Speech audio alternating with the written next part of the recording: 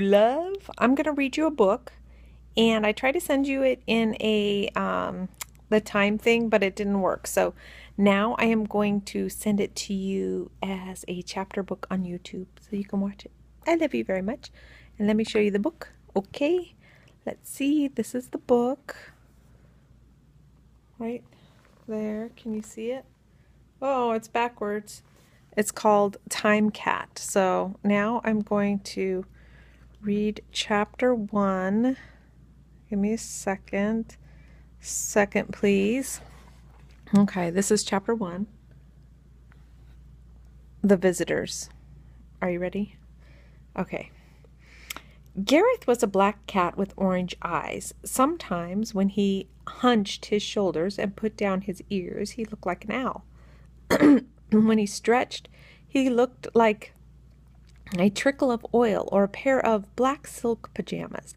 When he sat on the window ledge, his eyes half shut and his tail curled around him, he looked like a secret.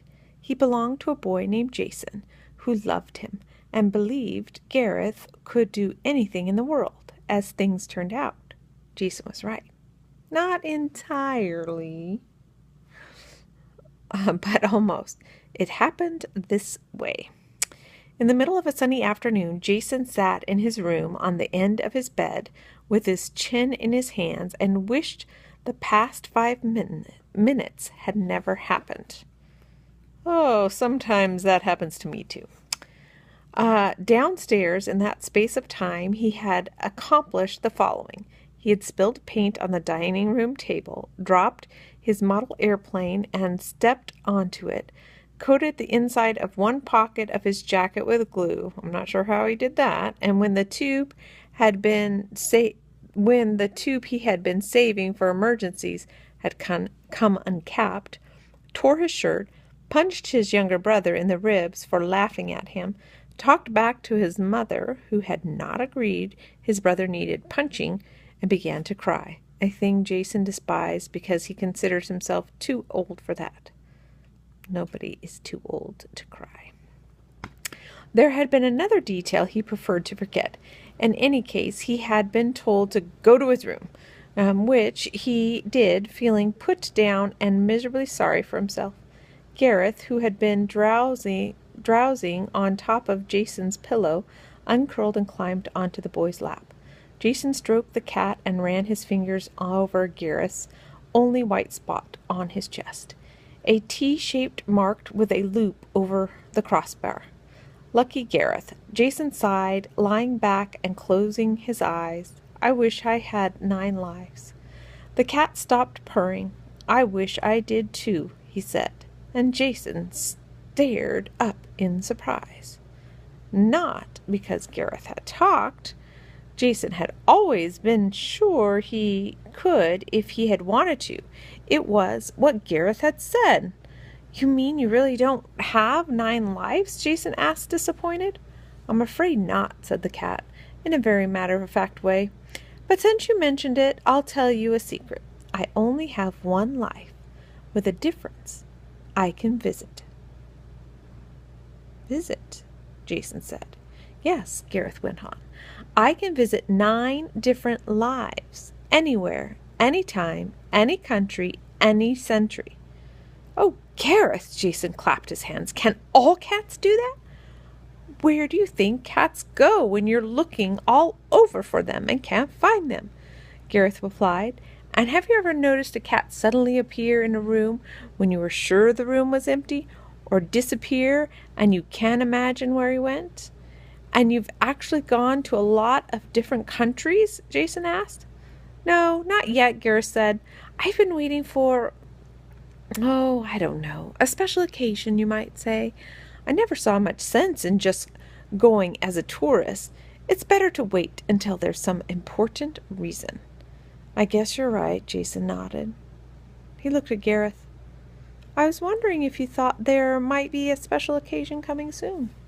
I don't know. I'm turning the page. There might be, said Gareth. Gareth, listen, Jason said eagerly. If it were a special occasion and somebody else, somebody you liked, wanted very much to go, Could you take him with you? Gareth did not answer immediately.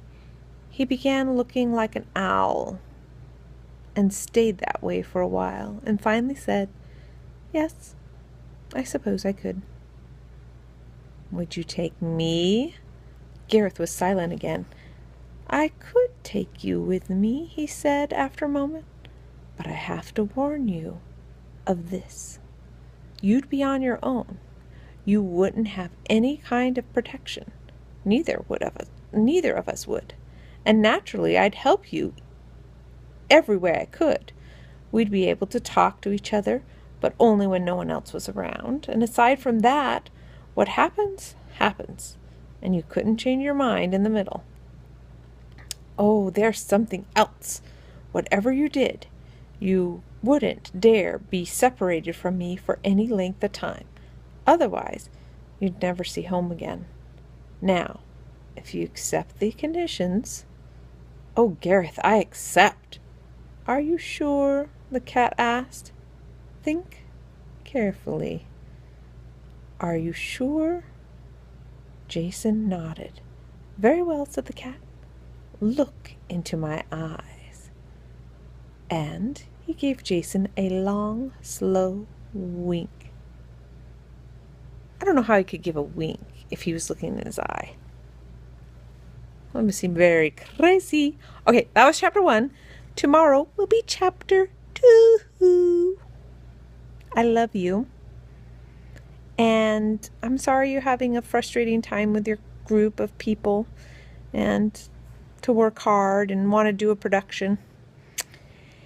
If you think of something I can help with, let me know. If you just want to brainstorm ideas that you can do to maybe correct the situation, I'm happy to listen. I love you. Poop-a-doop.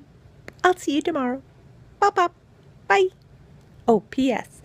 The fatty sent me a text that said change his litter box. Love you. Bye.